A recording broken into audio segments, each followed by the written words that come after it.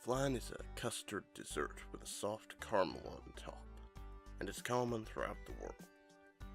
Coconut milk and rum extract give this version a tropical twist, with just enough richness to satisfy without being overwhelming. Let's get started.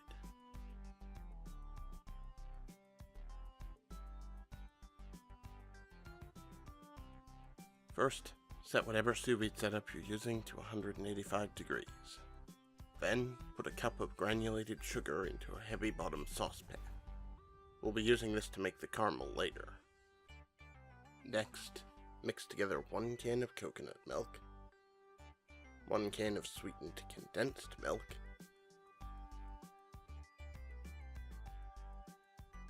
and 4 eggs together in a bowl.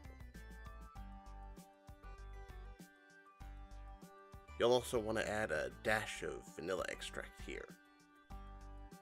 Then give it a good mix with a whisk.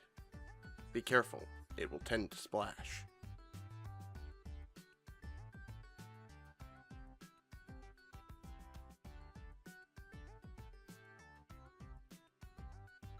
I also added a pinch of salt here, though you could just do that earlier on in the recipe.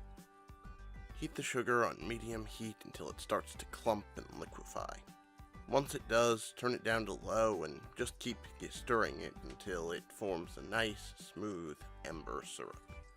At this point, you can also add a pinch of salt and a few drops of rum extract if you're going to use that. Once that's done, you'll need to work quickly before the caramel sets.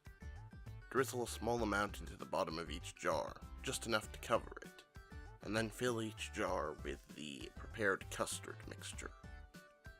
Filling the jars fully will allow them to sink in the bath instead of floating and making trouble.